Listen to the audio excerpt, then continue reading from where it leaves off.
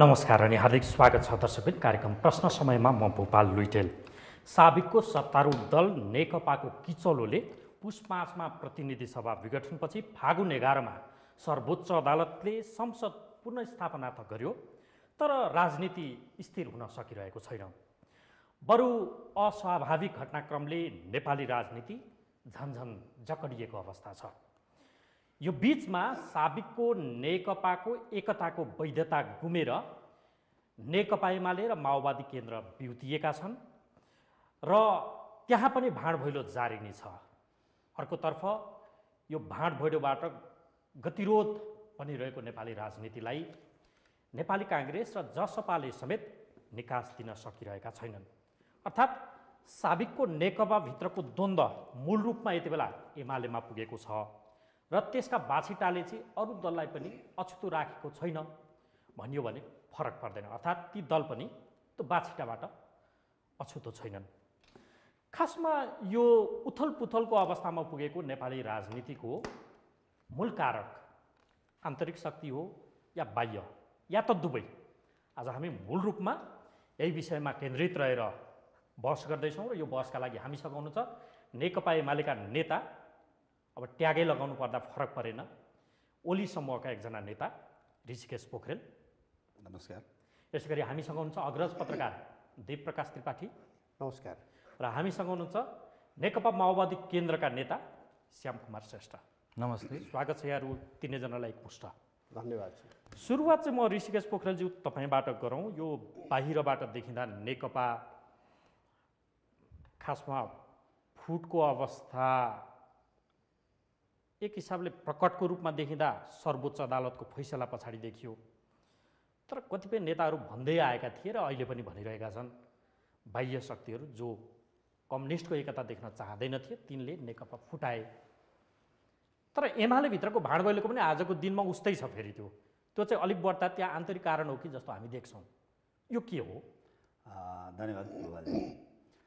पहिलो कुरा त नेपाली राजनीतिमा बाह्य प्रभाव छैन भन्ने कुरा त मैले स्वीकार्दैन छ, तर त्यसको त्यही प्रभाव मात्रैलाई दोष लगाउने भन्दा पनि हामीमा भएको योग्यता र हामीमा भएको क्षमता, व्यवस्थापकीय कुशलताको कतिपय सन्दर्भमा कमी देखिन्छ।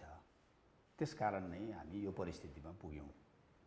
पहिलो कुरा त हामीले संविधान निर्माणसँगै राजनीतिक परिवर्तनको युग सकियो। अब राजनीतिक व्यवस्थापनको युग सुरुवात भयो।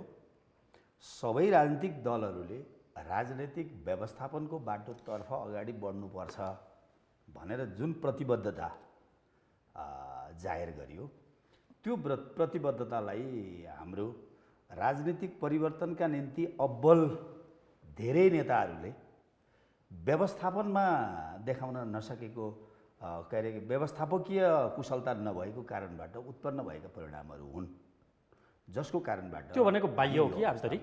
त्यो भनेको बाह्य त सहयोग हुन सक्छ, तर मूल रूपमा त्यसको चाहिँ मेजर मान्छेहरू त आन्तरिक नै भए। अहिले अब यो नेकपा एकछिनको लागि बिर्स्यौँ।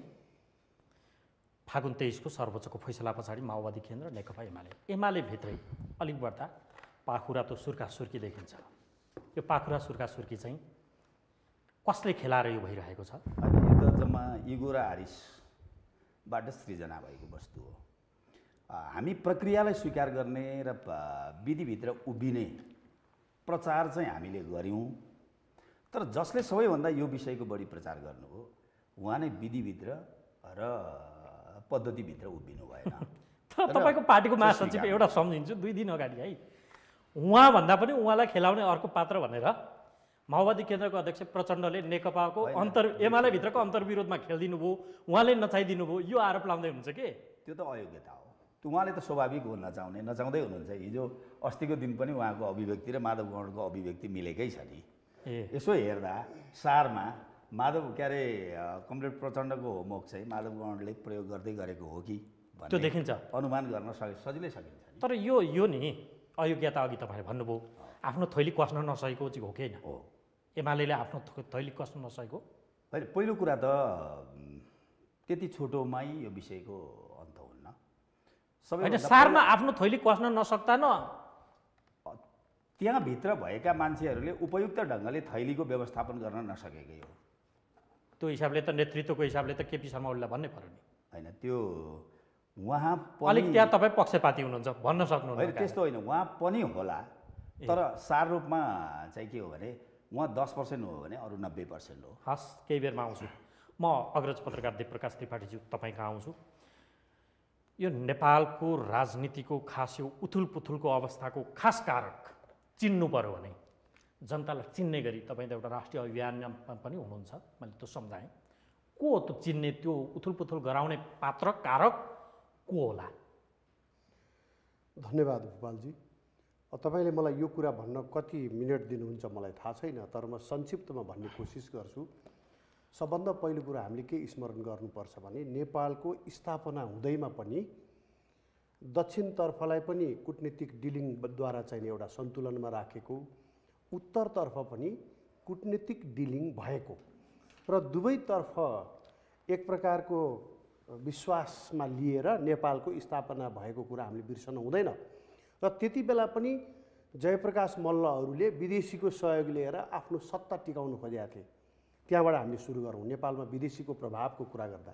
र पृथ्वीनारायण शाह, मैले त तपाईँलाई विदेशीको प्रभाव छ कि छैन सोधेकै छु। तपाईँले त्यसरी भन्दै हुनुहुन्छ अहिले, त्यो कुरालाई मैले त्यहाँसँग जोड्न खोजेँ। ओके है, अहिलेको राजनीतिसँग जोड्नलाई तपाईँले त्यसैले मैले अलिकति समय दिनुहोस् है। ओके ओके बताउनुहोस्। त्यसपछि त्यहाँबाट सुरु भयो र अहिलेसम्म आइपुग्दाखेरि कुनै पनि त्यस्तो घटना छैन। कुनै समयमा कम प्रभाव, कुनै समयमा प्रकट भएर प्रभाव, कुनै समयमा प्रकट नभइकन प्रभाव पर्दै आयो। खास गरिकन 2007 साल भनेको इस्वी सम्मत होइन, विक्रम सम्मतको 2007 सालको परिवर्तन पनि विदेशीको मुख्य भूमिका भयो। त्यसपछि यताका घटनाहरू हेर्दै आउनुभयो भने विदेशीको मुख्य भनेपछि उता भारतमा 1957 सम्झिनु पर्यो होइन? भारततिर 1957 भन्दा पनि 2007 साल विक्रम सम्मत 2007 सालको परिवर्तन पनि भारतमा सम्झौता भएर अनि नेपालमा परिवर्तन भएको हो।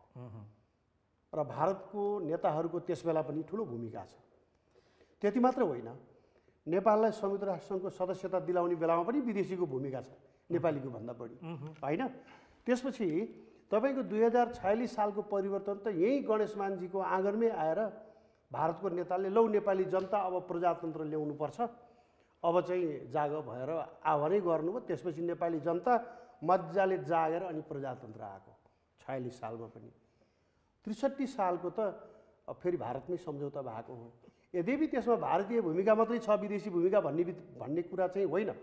तर त्यो बिचमा नेपालमा जनयुद्ध भएको छ, त्यत्रो क्रान्ति भएको छ, त्यसलाई व्यवस्था गर्न मिल्छ र त्यसको बलमा आएको होइन र? त्यो चाहिँ रित पुर्याएको।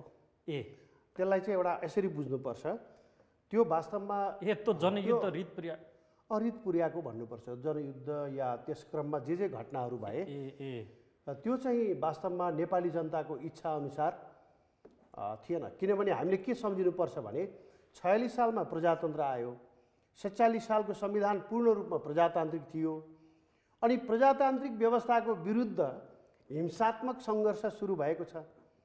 यो त कुनै पञ्चायत कालमा पनि यस्ता हिंसात्मक सङ्घर्षहरू भए, तर त्यो त प्रजातन्त्रको विरुद्ध थिएन। त 47 को संविधान पूर्णतया प्रजातान्त्रिक थियो भन्ने शक्ति थिएन, त्यसकारण उ त सङ्घर्षमा गएको। उसले अर्कै वैचारिक मान्यता राख्थ्यो। पूर्णत प्रजातान्त्रिक होइन कि एकदलीय अधिनायकवादी व्यवस्था, त्यसलाई समाजवाद भनेर एकदलीय अधिनायकवादी व्यवस्था ल्याउनु पर्छ। तपाईले सारमा भन्नुभयो ती सबै रित पुर्याएका थिए। ती सबै तपाईँ 62-63 मा आइपुग्नुभयो। अब 62-63 को आन्दोलन परिवर्तन बाह्य शक्तिको धेरै ठुलो, भारत मात्र होइन, यो 63 सालको परिवर्तन पश्चिमाहरूको जबरजस्त उपस्थिति थियो भनेर हामीले बिर्सनु हुँदैन।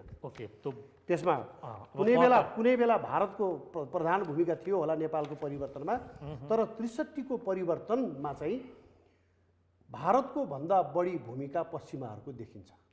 अब अगाडिपट्टि भारत देखा परेको कतिपय 62-63 त्यहाँ भयो। त्यसपछि यताको घटना हेर्नुभयो भने धेरै प्रकारका घटना सन्दर्भहरूमा विदेशी भूमिका देखिन्छ। अर्थात् जस्तै नेपालको यो राजनीतिक उथलपुथलको कारक तपाईँलाई मैले सोधेको थिएँ, तपाईँ विदेशी मात्रै व्याख्या गर्नुभयो भन्नुको अर्थ बाह्य शक्ति हामी कहाँ हावी छ?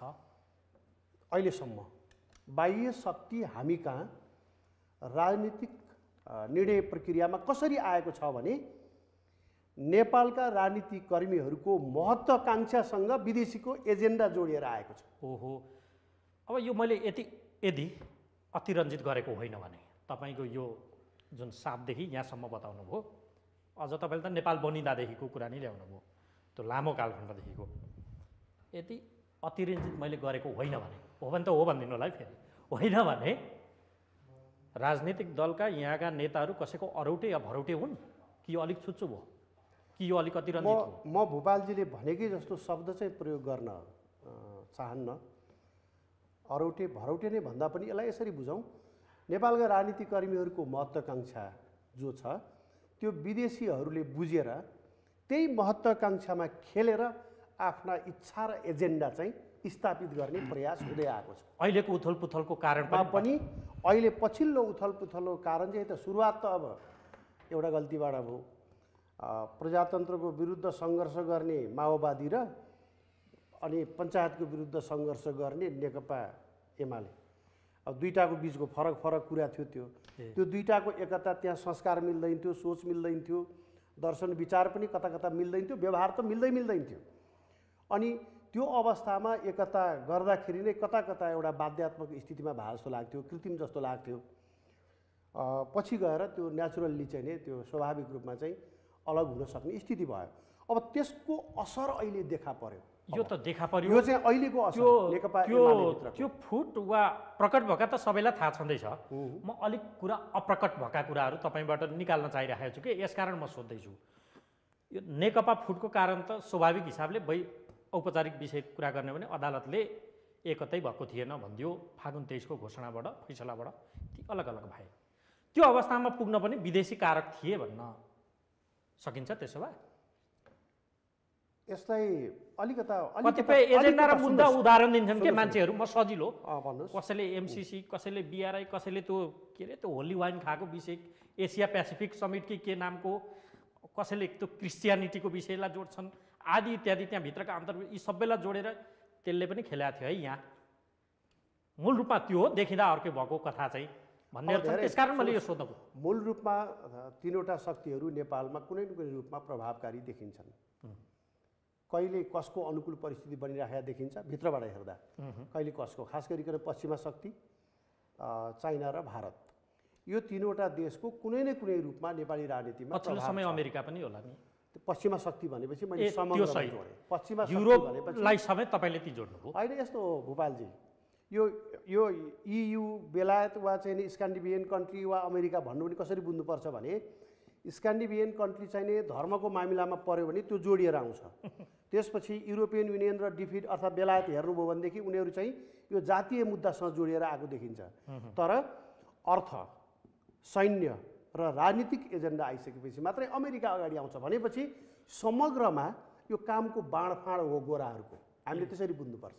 यो नेकपा पश्चिमा शक्ति भनेपछि अहिले नेकपा त्यो फुटेको एमाले र माओवादीभित्रको भाँडभैलो वा काङ्ग्रेसले गति लिन नसकेको वा जसपाले यो निकास दिन नसकेको अथवा मूल रूपमा नेपालको राजनीतिभित्रको यो उथलपुथल अहिलेको कुनै न कुनै रूपमा उनीहरूको। अब यसमा यसरी बुझौँ भूपालजी, छोटोमा भनिदिनुहोस् अनि म उता गरेर तपाईँसँग आउँछु। ठ्याक्कै बाह्य शक्तिको मात्रै चाहिँ भूमिका होइन, यसको पछाडि नेपाली नेताहरूको महत्त्वाकांक्षा, नेपाली नेताहरूको सत्ता लिप्सा त्यो पनि जोडिएको छ। बाह्य कारण चाहिँ हुँदै होइन त? होइन, म भन्दैछु यसैमा। अनि अर्को कुरा के जोडिएको छ भनेपछि बाह्य कारण पनि जोडिएको छ, बाह्य शक्तिको इच्छा र एजेन्डा पनि जोडिएको छ। सबै एउटै बास्केटमा पुगे। तेस्रो कुरा के पनि जोडियो भनेदेखि अहिले पछिल्लो समयमा आइपुग्दाखेरि चाहिँ यो अवस्थाले कन्टिन्युटी पाउनुमा अर्थात् अस्थिरताको स्थायित्व हुनुको पछाडि चाहिँ अहिले बनेको संविधान पनि हो। संविधानका कतिपय विषयवस्तुले, अन्तर्वस्तुले पनि अस्थिरतालाई व्यवस्थित गरिदिएको छ। सारमा बाह्य शक्ति यो चलखेलमा छँदै छैन भन्न सकिन्न, भन्नै हुँदैन। ओके, हस्, तपाईँसँग केही बेरमा आउँछु। म सविस्तारमा अहिले आउँछु नै। म श्यामकुमार श्रेष्ठज्यू तपाईँसँग आउँछु। म सम्झिन्छु यो पुस 5 मा प्रतिनिधि सभा विघटन हुँदै गर्दा साबिक नेकपाभित्र एउटा कार्यकारी अध्यक्ष, द्वितीय अध्यक्ष भनेर पनि भनिदिए। अब त्यो कथा भइसक्यो, तथापि सोध्नै पर्यो। प्रचण्ड, माधव नेपाल लगायतका नेताहरू, त्यसमा पनि अझ हिजो अस्तिसम्म पनि प्रचण्ड, फागुन 23 को फैसलाभन्दा अघिसम्म भनौँ, केपी ओली प्रतिगमनको नायक हुन्, अहिले लाग्थ्यो कि अहिले एकछिनमै उहाँलाई प्रधानमन्त्रीबाट हटाउँदै हुन्छ, भरे नै भोलि नै, यति छिटो क्या, त्यो लाग्थ्यो। प्रतिनिधि सभा पुनर्स्थापना भएकै करिब 1 महिना पुगेछ। टसमस गरेको देखिन्न प्रचण्ड त। समर्थन फिर्ता ल्याउन सक्ने ल्यागत उहाँसँग छ, अविश्वास लिएर जान सक्ने ल्यागत उहाँ छ भन्नुहुन्छ नि उहाँहरू। यो हामी कहाँ राजनीति प्रयोग गर्छन्, राजनीतिज्ञलाई प्रयोग गर्छन्, कसैले प्रयोग गरिरहेको छ उसको आदेश पाउन बाँकी छ, त्यसकारण समर्थन फिर्ता नलिएको हो भनियो भने ठाडै अस्वीकार गर्नुहुन्छ? भूपालजी, अब यहाँ अग्रज पत्रकार मित्र दीप प्रकाशजीले पनि राख्नुभयो, कमरेड ऋषिकेशजीले पनि राख्नु भएको छ आफ्नो विषयवस्तुहरू। कति टाइम मैले लिन सक्छु तपाईँसँग। सबैभन्दा पहिलो कुरा के हो भने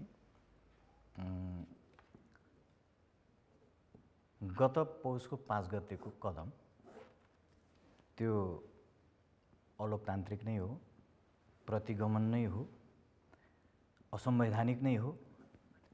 त्यो असंवैधानिक कदम भएको हुनाले देशभरि नै एउटा ठुलो आन्दोलन हैन, एउटा रिभोल्युसन जस्तो एक प्रकारको सडकमा देखा पर्यो।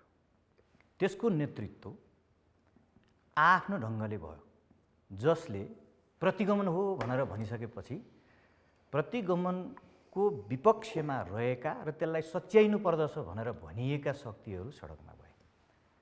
लोकतान्त्रिक आन्दोलनका लागि सधैँभरि सङ्घर्ष गरिराख्ने सङ्घर्षरत शक्तिहरू सबै चाहिँ यद्यपि हिजो 22 गतेसम्म भनौँ, फागुनको 22 गतेसम्म नेपाल कम्युनिस्ट पार्टी नेकपाको अध्यक्ष केपी ओलीजी हुनुहुन्थ्यो।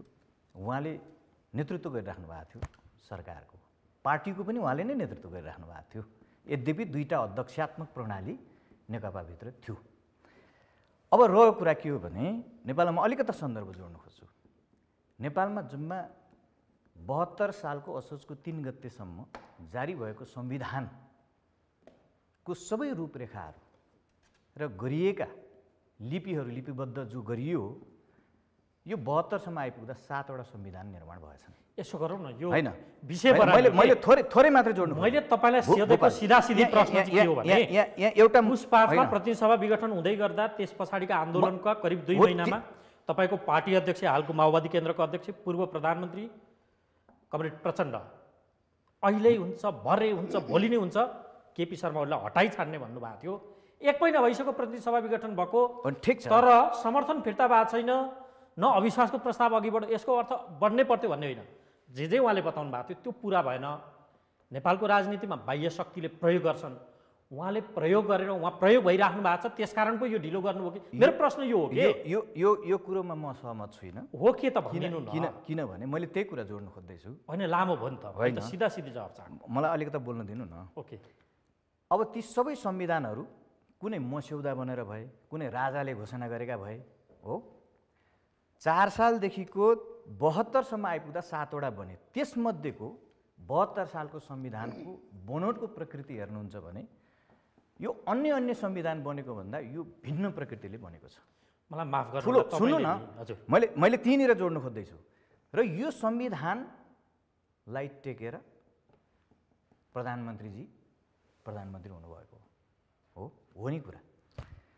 अब संविधानको धारा 76 को उपधारा 1 लाई टेकेर उहाँ प्रधानमन्त्री हुनुभयो हैन त। तर त्यही प्रतिनिधि सभालाई कुनै टेक्ने आधार नभइकन उहाँले भङ्ग गरिदिनुभयो। जहाँ संवैधानिक रूपले हामीले व्यवस्था गरेका छौँ कि संविधान अनुसार निर्वाचित भएको प्रतिनिधि सभाको कार्यकाल 5 वर्षको हुनेछ हैन। त्यसो हुँदा बताउनु भएको कुरा 2 महिनासम्मको अदालतको छलफलमा नि बसबाट बाहिर आयो, तपाईहरुको आन्दोलनबाट आए। मैले यहाँलाई सोधेको चाहिँ प्रतिनिधि सभा पुनर्स्थापना भएको फागुन 11 मा चैत 11 हुन लागिसक्यो के? प्रचण्डले दिएको अभिव्यक्ति र त्यो बेला भनिएको कुरालाई मान्ने हो भने त प्रतिनिधि सभा पुनर्स्थापना भएको भोलिपल्टै प्रधानमन्त्री फ्याँकिने प्रक्रिया अघि बढ्थ्यो होला, लागेको थियो। 1 महिना बितिसक्यो, उहाँ कसैको आदेश पर्खेको हो, यो प्रश्न हो के मेरो, अथवा आरोप भयो? यो यसमा कुनै सत्यता हुन सक्दैन। यो आरोप मात्रै हुनसक्छ। अब अहिले के हो भने तर प्रधानमन्त्री तपाईँहरूले गरेको त्यो जनयुद्ध भनिने पनि रितपुरियाको भनेर उहाँले भन्दै हुनुहुन्छ। होइन, प्रयोगकर्ता त उहाँहरू खतरा हो। यो कुरोमा म सहमत छैन। किनभने धेरै ठुलो चाहिँ बलिदानको बीचबाट यो संविधान प्राप्त भएको छ। अब जहाँसम्म तपाईँले भन्नुभयो यो अविश्वासको प्रस्ताव किन जाँदैन, समर्थन किन फिर्ता लिइँदैन भन्ने जो प्रसङ्ग तपाईँले यहाँ कोट्याइराख्नु भएको छ, यो कसैको आदेशबाट हो भन्ने यो विषय कसैको आदेशबाट हुन सक्ने कुरा पनि होइन, पर्खेको हो कि मूलभूत रूपमा के हो भने प्रधानमन्त्रीजीले चाहिँ उहाँले आफ्नो विवेक प्रयोग गरेर राजीनामा दिँदा उचित हुन्छ भन्ने एउटा सोच हो।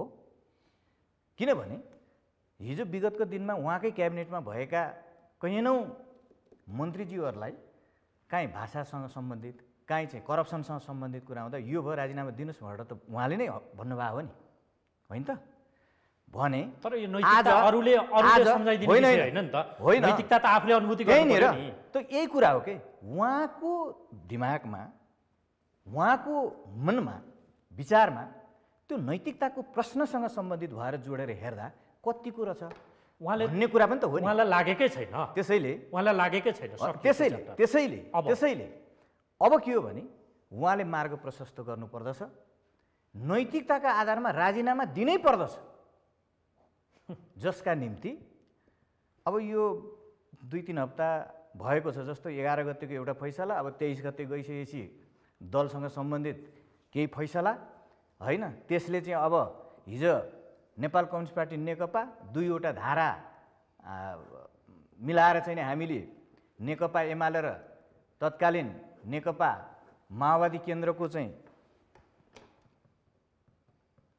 हामी एकता गरेका थियौँ। यसो गरौँ, मैले तपाईलाई एकतालाई चाहिँ अब पछाडितिर धकल्दिएको अवस्था छ। त्यसो भएको हुनाले मैले यति मात्र कुरा के भन्नु खोजेँ हो भने कानुनी जटिलता भयो तपाईलाई। अब उहाँले होइन, यो त अब अदालतको उत्प्रेषणको आदेश भएपछि त्यसलाई ससम्मान सबैले सम्मान गर्नुपर्छ होइन, हामी सबैले मान्नुपर्छ। मैले फेरि पनि तपाईलाई सोधेको यो कुरा उहाँलाई अझै पनि मैले यहीँबाट पनि यदि सुनिराख्नु भएको छ भने, हेरिराख्नु भएको छ भने राजीनामा दिनुहोस् मैले भन्न चाहन्छु। छैन, तपाईँ नैतिक अनैतिक भन्ने त आफै महसुस गर्ने विषय हो, अर्काले भनिदिने कुरा होइन। यिनीहरू तपाईँको र मेरो कुरो मिलेन।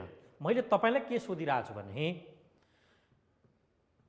यदि कसैको आदेश नपर्खिएको हो भने, मेरो उद्देश्य होइन कि प्रचण्ड कसैको आदेश पर्खिरहनु भएको छ, फेरि मेरो नियत र उद्देश्य त्यो पनि होइन। जस्टिफाई गरिदिनुहोस्, 1 महिना बित्न लागिसक्यो, अहिले भरे नै हटाइहाल्छु चाहिँ गर्ने प्रचण्ड आजको दिनमा टसमस हुनुभएको छैन। मन्त्री फिर्ता बोलाउनुहुन्छ, अब समर्थन फिर्ता लिनुहुन्न के? कसैको आदेश पर्खेको हो कि होइन? प्रधानमन्त्रीले एकपटक सम्झ्यौँ, भानु जयन्तीका अवसरमा प्रधानमन्त्री के भन्दै हुनुहुन्थ्यो ती बालुवाटारमा भने, यो सरकार ढाल्न भारतको इसारामा हाम्रै नेताहरू लागि परे, मेरै नेताहरू लागि परे, उहाँ त्यो भनिराख्नु भएको थियो।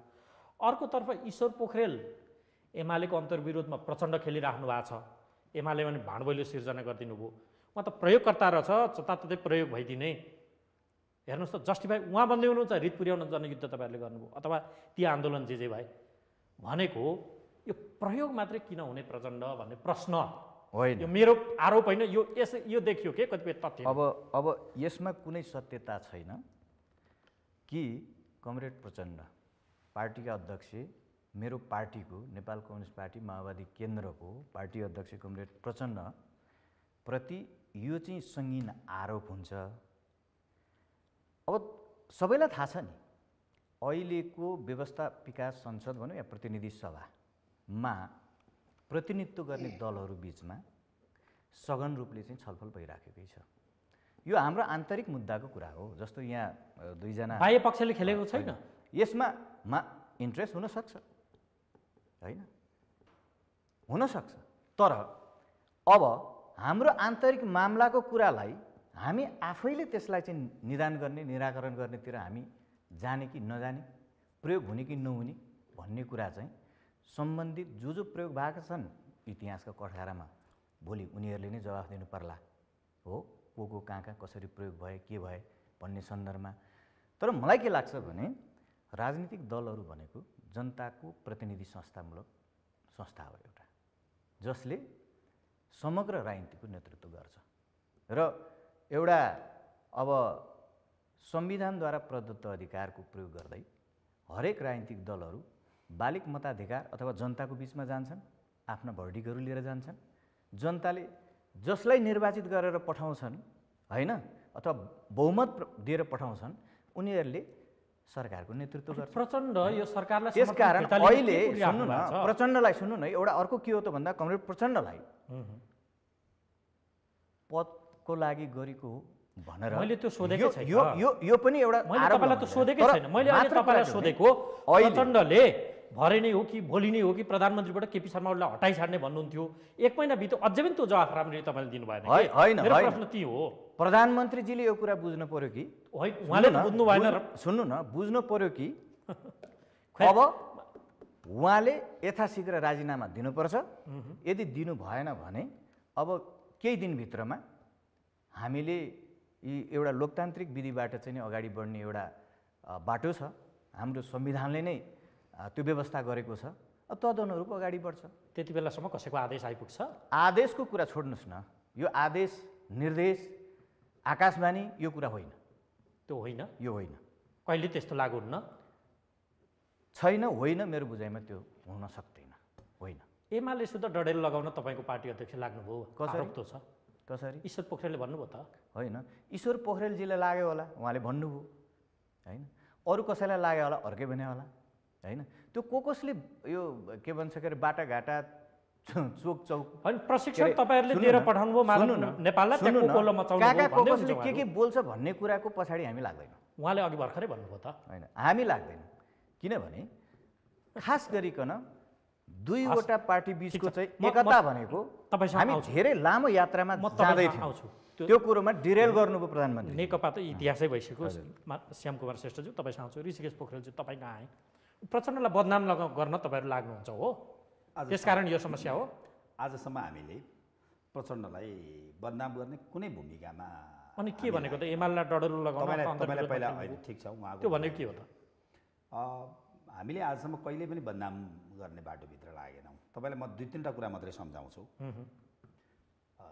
अघिल्लो निर्वाचन, संसदको निर्वाचनमा एउटै चुनाव चिन्हको रूपमा निर्वाचन लड्ने तयारीका साथ अगाडि बढिएको हो र 24 घण्टाभित्र आफ्ना चिन्हमा चुनाव लड्ने गरी कमरेड प्रचण्डकै असहमतिले आफ्ना चिन्हबाट निर्वाचनमा गयो।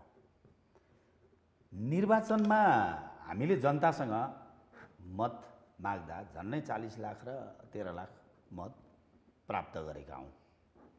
झन्नै समथिङ 40 लाख सूर्यमा र 13 लाख मत हँस्याउतडामा प्राप्त गरेका हौँ। र हामीले त्यतिखेर जनतासँग गरेको बाचा के?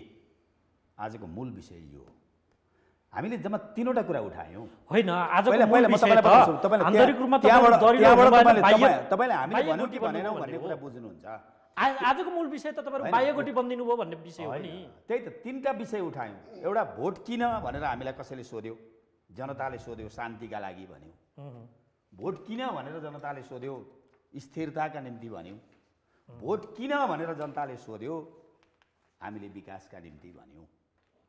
र कमरेड केपी ओलीको नेतृत्वमा 5 वर्ष यो मुलुकमा शान्ति, स्थिरता र विकास दिन्छौँ भन्ने सोचका साथ हामी अगाडि बढ्यौँ। जनताले पनि त्यो चिजलाई स्वीकार गर्यो, मतदान गर्यो। तपाईँलाई बताउँछु त पार्टी एकीकरण भयो। त्यही चाहिँ उहाँ नै कमरेड प्रचण्डलाई यो पार्टीको चाहिँ अध्यक्ष स्वीकार्यो त हामीले स्वीकारेनौँ। म नै हो मोरङको अध्यक्ष। दुधीपल्ट दसैँमा चाहिँ मोरङमा लगेर शुभकामना आदान प्रदान कार्यक्रममा भव्य स्वागत गर्ने अध्यक्षहरूमध्येको एउटा अध्यक्ष म पनि हो। विभिन्न कार्यक्रमहरूमा हामी सम्मानित गऱ्यौँ। तर उहाँभित्र भएको चाहिँ अस्थिरता नै तपाईँलाई नि सजिलो उहाँभित्र भएको अस्थिरता तपाईँलाई बोल्न कन्टिन्यू दिन्छु। म तपाईँलाई नि सजिलो गर्छु। तपाईँ यो जस्टिफाई चाहिँ आन्तरिक कारण अलिक बढ्ता छ यो समस्याको, त्यसमा प्रचण्डको स्वभावलाई जोड्न खोज्दै हुन्छ। ए ल बताउनु। त्यो उहाँभित्र भएको अस्थिरताको र महत्त्वाकांक्षाको कुरा नै हाम्रो बिचमा समस्या रह्यो। के त चाहिँ 5 वर्षसम्म त्यो जनतामा गरेको बाचालाई उहाँले स्वीकार गरेको भए यो मुलुकको कम्युनिस्ट आन्दोलनलाई कहीँ समस्या आउँथ्यो उहाँका कारण कहाँ अशान्ति मच्यो? अशान्ति देखाउनुहोस् त। त्यो सरकार अस्थिर भयो। कसरी? सरकार अस्थिर भयो, प्रधानमन्त्री फेरिँदैमा अस्थिरता पार्टी हुन्छ? विभाजन भयो। प्रधानमन्त्री फेरिँदैमा वा मिलिजुली सरकार हुँदैमा अस्थिरता हुन्छ? प्रधानमन्त्री हामीले के भनेका थियौँ? जनतासँग गरेको बाचाका आधारमा अगाडि बढ्ने कि लोकतन्त्र व्यक्तिका महत्त्वाकांक्षाका आधारमा अगाडि बढ्छ? नियमहरू जनतासँग जे बाचा गरियो त्यो बाचालाई अगाडि लिएर जानु पर्दैन। शान्ति भनेको के? तपाईँलाई म सुनाउँछु। शान्ति भनेको किन? नेपालमा शान्ति के का निम्ति चाहिएको थियो भन्दा सामाजिक रूपमा अन्तर्विरोध थियो, राजनीतिक रूपमा अन्तर्विरोध थियो, सांस्कृतिक रूपमा अन्तर्विरोधहरू थिए। हिजोका विभिन्न राजनीतिक घटनाक्रमहरू माओवादी जनयुद्धका कारणबाट सृजना भएका चाहिँ अन्तर्विरोधहरू थिए। ती अन्तर्विरोधलाई हल गर्नका निम्ति हामीले चाहिँ अगाडि जानु पर्दैन थियो। त्यसको मूल कारक को? आज ती प्रक्रिया त्यो विषयलाई मेन रूपमा प्रयोग गर्ने र नेतृत्व गर्ने मान्छेको नाम के हो? कमरेड प्रचण्ड होइन त? कहाँनिर त्यो विषयलाई उहाँले एड्रेस गर्नु? मलाई एउटा पहिला एउटा कुरा बताउँछु, तपाईँ सुन्नुहोस्। एक मिनट मात्रै सुन्नुहोस्। दोस्रो, अस्थिरता कसरी पुष्टि गरिदिनु न? अस्थिरता प्रधानमन्त्रीको राजीनामा आएपछि के हुन्छ? मिलिजुली सरकारले अस्थिरता निम्त्याउँछ? कहाँनिर मिलिजुली थियो? अब मिलिजुली सरकार भन्दा होइन, यो परिस्थितिको सृजना कसले गर्यो? कमरेड केपी ओलीले गरे हो। यो परिस्थितिको सृजना कसले गर्यो? जसले स्थिरता साथ अगाडि बढिरहेको सरकारको बाटो अवरुद्ध गर्यो, त्यसले गरेको होइन र? होइन, मैले पात्र सोधिरहेको छैन, तपाईँले त्यो त बताउनु होला। म तपाईँले तीनटा कुरा मूल रूपमा उठाउनु भयो। शान्ति, स्थिरता र विकास। चुनावको नारा त्यो थियो। अशान्ति खलबल ल्याउन प्रचण्ड बाधक हुनुभयो तपाईँ भन्दै हुनुहुन्छ। स्थिरता होइन अस्थिरता सुरु भयो भन्दै हुनुहुन्छ। मेरो यहाँनिर प्रश्न तपाईँलाई के भने नि, अस्थिरताको व्याख्या के हो? प्रधानमन्त्री फेरिँदैमा कसरी अस्थिर हुन्छ? एक। दोस्रो कुरा, हामी कहाँ यो 2015लाई समेत सम्झिने भने 4 पटक बहुमतको सरकार रहेछ। ती 4वटा बरु फेल भएका छन्। मिलिजुली सरकारले बरु पूर्ण कार्यकाल संसद पुरा गरेको छ। परिस्थिति हेर्दा तपाईँलाई अन्तर्राष्ट्रिय उदाहरण तपाईँले यही भन्नुहुन्छ भनेर मैले यसो अन्तर्राष्ट्रिय अनुभव हेरेको। डेनमार्क सन् 1908 देखि, फिनल्यान्ड आफू स्वतन्त्र भएदेखि आजका दिनसम्म मिलिजुली सरकार चलाइरहेछन्। ती देशमा आजसम्म बहुमतको सरकार बनेकै रहेनछ। मैले सर हेरेको है यो। हेर्नुहोस्, डेनमार्क र फिनल्यान्डको तपाईँलाई उदाहरण दिँदैछु। नेदरल्यान्ड र स्विजरल्यान्डको अवस्था, नर्वेको त्यहाँ पनि मिलिजुली नै सरकार छन्, त्यहाँ अस्थिरता छैन। हेर्नुहोस् है, हामीले दिने त्यो क्यानाडा लगायतको पनि अवस्था लगभग उस्तै रहेछ। पहिला तपाईँ मिलिजुली सरकार बन्नु भनेको अस्थिरता हुन्छ भने हामीले हाम्रो सन्दर्भमा कुरा गरिराख्दा संसारका देशको उदाहरण मात्रै कुरा होइन, हाम्रो विशिष्टताभित्र उभियौँ न। हाम्रो विशेषताभित्र उभिँदा पहिला यहाँनिर होइन, पहिला म त 2 लाइन मात्रै सुन्नुहोस् कि कम्तीमा हामीले 51 सालमा भन्दा अगाडि, यो निर्वाचनभन्दा अगाडि हामीले विभिन्न बेला चाहिँ धेरै राजनीतिक दलहरूको बिचमा संयोजन भएर सरकार चलाएका होइनौँ र? हामी जहिले पनि असफल भयौँ। त्यही असफल हुँदा संविधानमै हामीले के पुरा गरेको छ त? कहाँनिर कहिले कार्यकाल पुरा गरेन? बरु मिलिजुली सरकारले कहिले कार्यकाल पुरा गर्यो नेपालमा? कहिले गरेन। 3 महिना, 6 महिना, 9 महिना, 18 महिना भन्दा बाहेक कहिले पुरा गर्यो? बाबा, संसदको कार्यकाल त पुरा गर्यो नि। म त्यो भन्दैछु तपाईँलाई। संसदको कार्यकालको कुरा रहेन, यही संसदकै कुरा गर्नु न। तपाईँलाई म आज यो देशमा सबैभन्दा धेरै र हामीले निर्वाचनको बेला गाउँमा उठाएको विषय, तपाईँ सदनमा गएर अड्काएर राखेको जुन परिस्थिति छ, तपाईँ एक लाइन सुनाउनु। सुन्नुहोस्, आज तराईको सबैभन्दा मेजर समस्या हो भने हरेकका घरमा डिग्री गरेका छोरा छन्, छोरी छन्, डिप्लोमा गरेका छोरा छन्, छोरी छन्, तर नागरिकता बिन 20औं लाख जनता छ। हामीले बाचा गरेका थियौँ, सुन्नुहोस् पहिला, हामीले बाचा गरेका थियौँ जन्मसिद्ध नागरिकका छोराछोरीलाई हामीले वंशजको नागरिकता दिन्छौँ भनेर।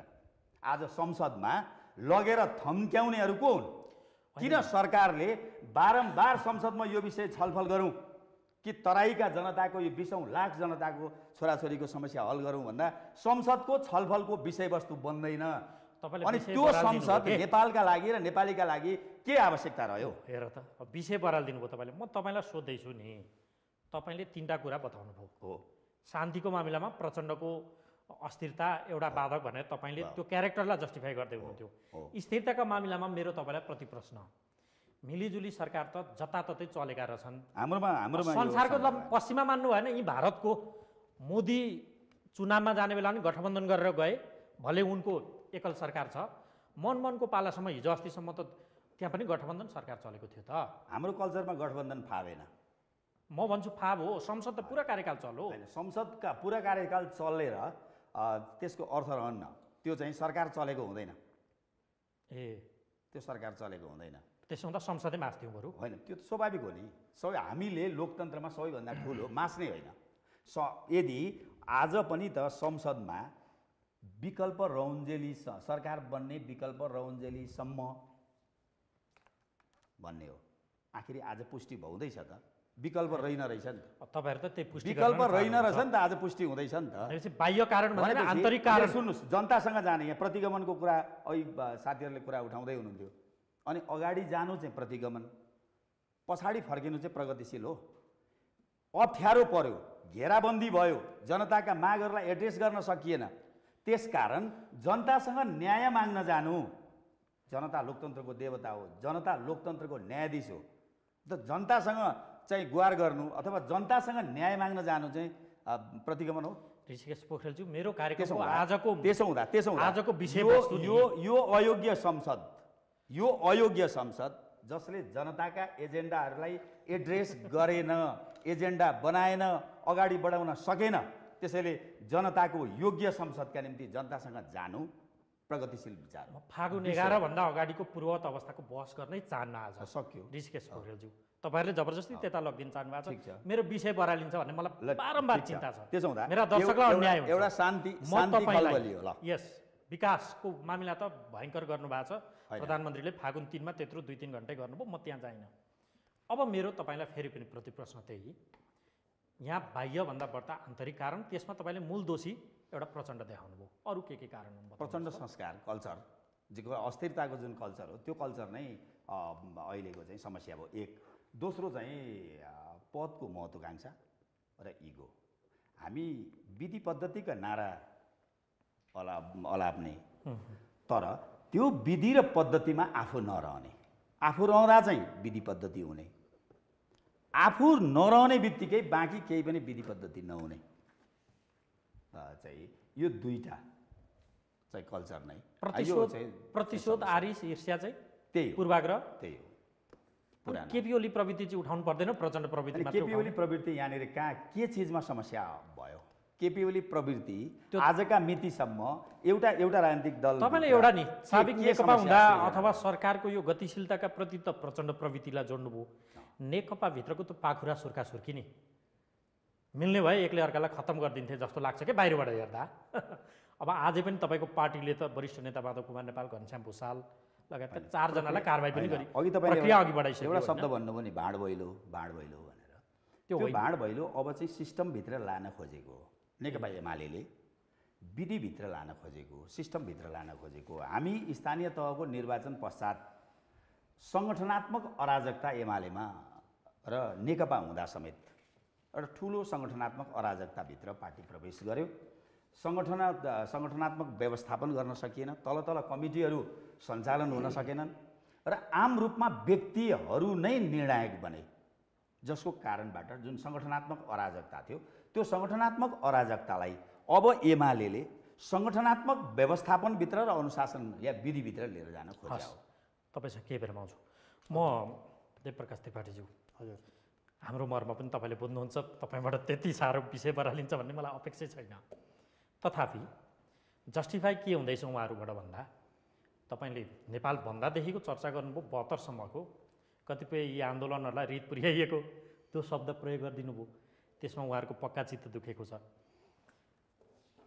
आन्तरिक कारण चाहिँ बढ्दा प्रचण्ड प्रवृत्ति वा ईर्ष्या, पूर्वाग्रह, लोभ, लालच, उहाँले त्यो जोड्नुभयो नि। यसमा मैले चाहिँ मूलतः 4वटा कारण देख्छु।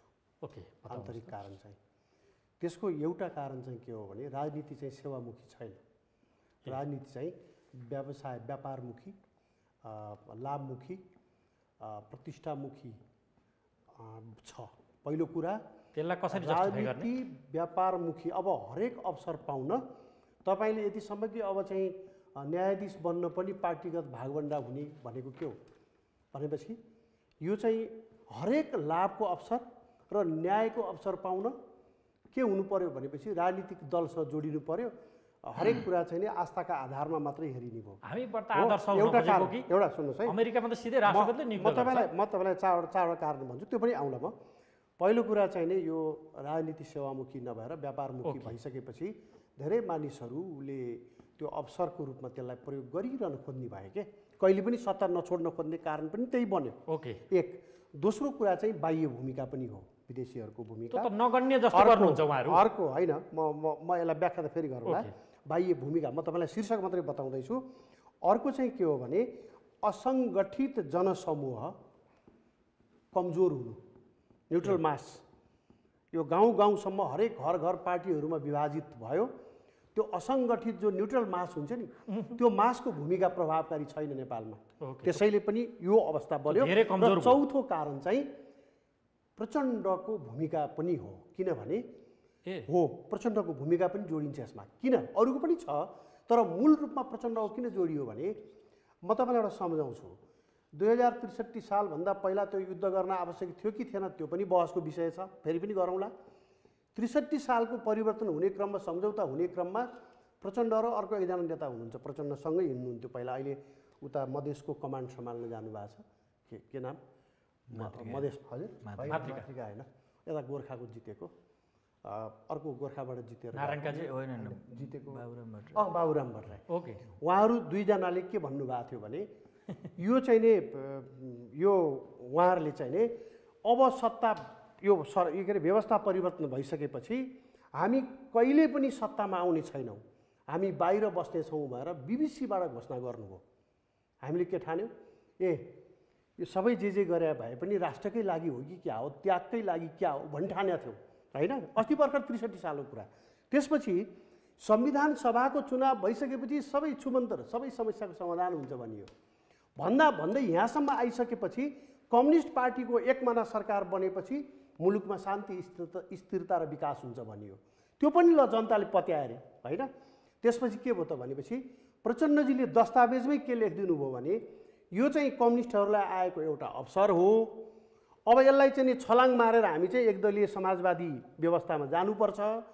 यो अवसरलाई उपयोग नगरेर केपी ओली त यही व्यवस्था र यही संविधानलाई अड्याएर पो राख्न खोज्छन् भनेर लेखेका छ।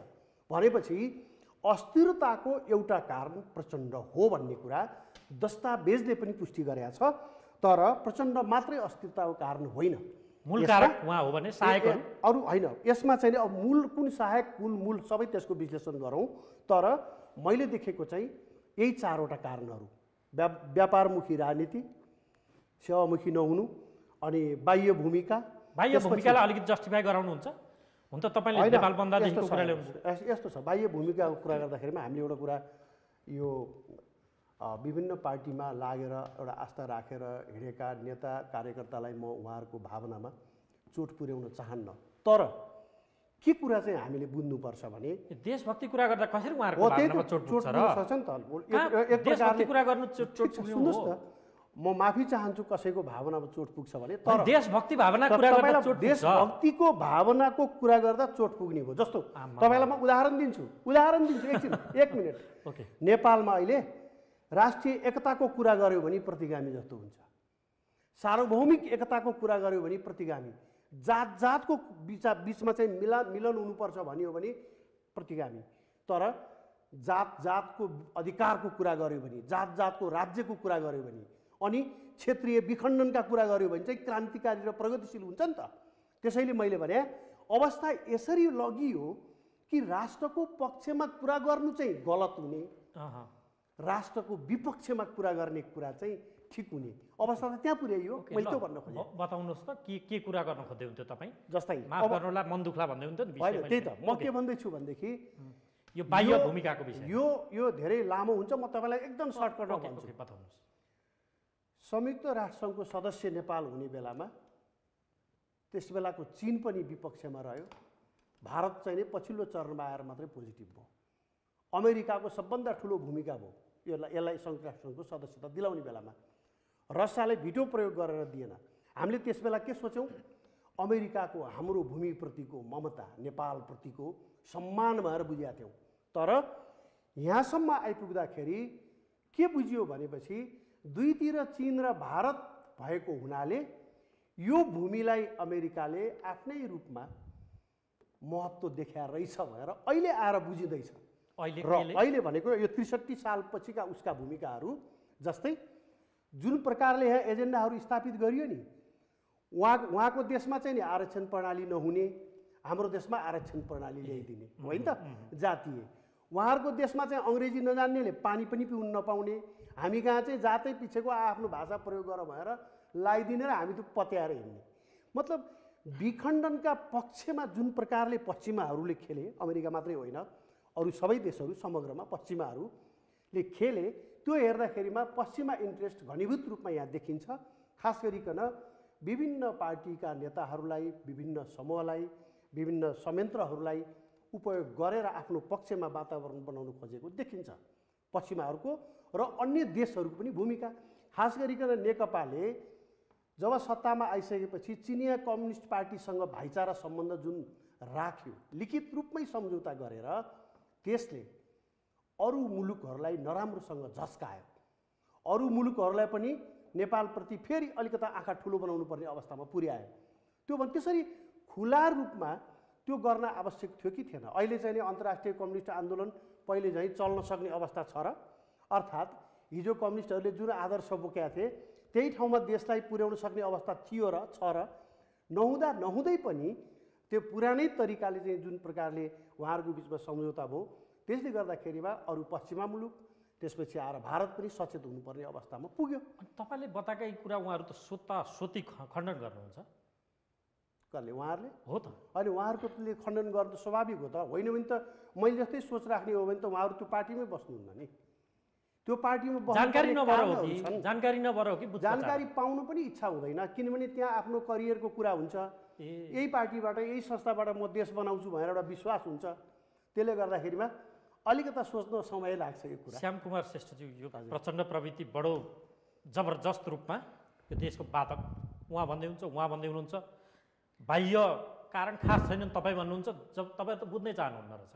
अब यस्तो हेर्नुहोस् भूपालजी, यो विषयमा चाहिँ के छ भने सबैभन्दा पहिलो कुरा बुझ्नुपर्छ के भने अहिलेको यो प्रकारको परिस्थिति सिर्जना हुनुमा प्रधानमन्त्रीजी नै हो, केपी ओली। किनभने केपी ओली प्रधानमन्त्रीजी हो, पार्टीको अध्यक्ष हो। पार्टी अलग गर्न पनि उहाँकै इन्टेन्सनले काम गरेको छ। त अदालतले गरिदिएको छ त? होइन, किनभने अर्को कुरा तपाईहरुको अनुकूलमा परिणाम आउँदा यो ठीक भयो, पढ्नु न, मलाई बोल्न दिनु, अलिकता बोल्न दिनु न। अब यो अस्थिरता, यो अराजकता, यो संविधान विपरीतको चाहिँ कदम र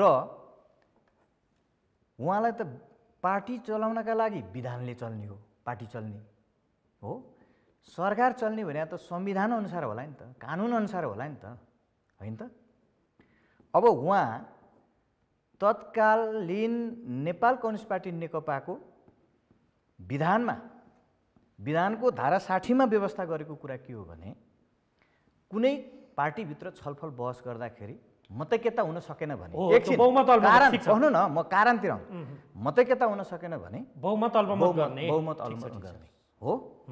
अर्को धारा 59 मा के व्यवस्था गरिया छ भने अन्तरिम विधानको धारा 59 मा के व्यवस्था गरिया छ भने पार्टीमा बैठकहरू, केन्द्रीय कमिटीको बैठक 6 महिनाभित्र राख्नुपर्छ भनिया छ, पोलिट ब्युरोको बैठक 3 महिनाभित्र राख्नुपर्छ भनेर भनिया छ, अनि अरू अन्य बैठकहरू त्यसै प्रकारले चाहिँ सुन्नु न यहाँ सुन्नु, म तत्कालीन नेपाल कम्युनिस्ट पार्टी नेकपाको केन्द्रीय सदस्य सुन्नु न, मैले प्रधानमन्त्रीजी पार्टी अध्यक्षले बैठक आह्वान गरेर भएका समस्याहरूलाई निदान गरौँ, निराकरण गरौँ, यहाँ समस्या पैदा भयो गरौँ भनेर किन भन्नु भएन भन्दाखेरि उहाँको इन्टेन्सन हुन त कोही साथीहरूलाई श्रीपेजे लगाइदिउँ भन्ने पनि लागेको हुनसक्छ, त्यो लगाउन चाहना राख्नुहुन्छ लगाइदिनुहोस्, होइन? तर मेरो भनाइ के छ भने कमरेड प्रचण्ड अस्थिर मान्छे हो भनेर जो भन्ने जबरजस्त एउटा प्रकारको बहस छेड्न खोजिया छ नि, अस्थिरता होइन, जस्टिफाई म दिन्छु, गतिशील नेता र नेतृत्व भएको हुनाले अहिलेको यो परिवर्तन, अहिलेको लोकतान्त्रिक अभ्यास, अहिलेको यो नयाँ संविधान हो। हुन त मानिसहरूले अब अघि यहाँ के भन्छ वरिष्ठ पत्रकार मित्रले पनि भन्नुभयो एउटा विषयवस्तु, पश्चिमाहरूको, युरोपियनहरूको, अमेरिकनहरूको होइन, साउथको, नर्थको यी सबै विषयवस्तुहरू राख्नु भएको छ होइन। अब प्र्याक्टिस आफ्नै प्रकारको छ। जस्तो बेलायतमा त लिखित संविधानै छैन नि, तर मुलुक त चल्या। तर हाम्रो मुलुकमा लिखित संविधान छ, त्यसको पालना प्रधानमन्त्री गर्दैन। अनि अस्थिरता गर्ने प्रचण्ड भन्न मिल्छ? यहाँ सुन्नुहोस्, अहिले भर्खरै ऋषिकेश पोखरेलजीले भन्नुभयो हाम्रो पार्टी एकता, शान्ति, स्थिरता र विकासका लागि भण्ड गरिएको थियो भनेर। म त्यहाँ दुईवटा कुरा जोड्छु, समृद्धि र सुखी नेपाली पनि भनिएको थियो होइन। हामी त समाजवादको बाटो र यात्रा कोरेर अगाडि बढ्ने भनेर भनेको थियो नि त हो। समाजवाद उन्मुख, जनताको जनवाद हुँदै अगाडि बढ्ने। अब विगतका दिनमा हाम्रा कार्यदिशाहरू अलग अलग थिए। अलग अलग हुँदाखेरि हाम्रा कार्यशैलीहरू फरक फरकै थिए हो। हाम्रा कार्यनीतिहरू फरक फरकै थिए। तर जब संविधान जारी भइसकेपछि अब हामी समाजवादतिर जाने भनेर भनिसकेपछि होइन, समाजवाद उन्मुख, जनताको जनवादको कार्यदिशा अन्तर्गत अगाडि बढ्ने भन्ने एउटा कन्क्लुजनमा पुगिसकेपछि तत्कालीन नेकपा एमाले र माओवादी केन्द्रबीच एकता भएको। तर अब यो एकता भएको त के का लागि रहेछ? म तपाईँलाई भनौँ, एकता गर्ने बेला 5 बुँदे सहमति भएको छ। त्यो 5 बुँदे सहमतिको चौथो नम्बर बुँदा पल्टाएर ऋषिकेशजीलाई म भन्न चाहन्छु र राम्रोसँग पढ्नु होला। तपाईँले त्यो कुरा किन भन्नुहुन्न आज हो? देशको नेतृत्व गर्ने भने त होइन, समान अवधिका आधारमा नेतृत्व गर्ने भनेर भनिएको छ नि। केपी ओलीजीलाई एकपटक प्रधानमन्त्री भएपछि उहाँ बाँचुन्जेल प्रधानमन्त्री हुने रहर लाग्दैमा हुने हो र होइन नि? पार्टीभित्र छलफल नगर्ने, बहस नगर्ने, अनि सुन्नु न, अनि त्यसपछि चाहिँ छँदाखँदाको 2/3 संसदलाई, प्रतिनिधि सभालाई विघटन गर्ने, 7वटा प्रदेशमा 6वटा प्रदेश आफ्नो नेतृत्वमा छ, 753 स्थानीय तहमा 550 भन्दा बढी आफ्नो नेतृत्वमा छ। अनि सबै लगेर झ्वाम बनाउने, खरानी बनाउने, अनि त्यसपछि कमरेड प्रचण्डका कारणले भनेर भन्ने। कमरेड प्रचण्डले चाहनु भएको थियो भने म प्रधानमन्त्री हुन्छु भन्नुहुन्थ्यो होला नि, भन्नुभएको छ। अनि पद लोलुप भन्न मिल्छ? म प्रश्न गर्न चाहन्छु ऋषिकेशजीलाई, यो शब्द फिर्ता लिनुहोस्, किनभने अहिलेको बाधक भनेको प्रधानमन्त्रीजी नै हो।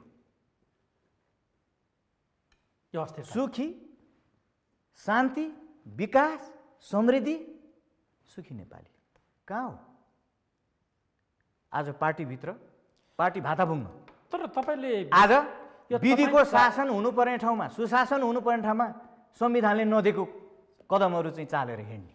तर त्यसो भएको हुनाले श्यामकुमार श्रेष्ठज्यू, यहाँ सुन्नुहोस्, अब यसो गरौँ न, मैले समयको पाबन्दीलाई ध्यान दिनुपर्ने हुन्छ। एकदम मैले समयलाई त्यसैले म एकदम एक चाहेर या नचाहेर उत्तर दिन चाहिराख्नु भएको छैन कि के म जान्दिनँ? होइन, मूल रूपमा मैले 4वटा विषय तपाईँलाई डिस्कोर्समा छिराइदिनु भएको छ, त्यसको तपाईँ उत्तरै दिन चाहिरहेको होइन।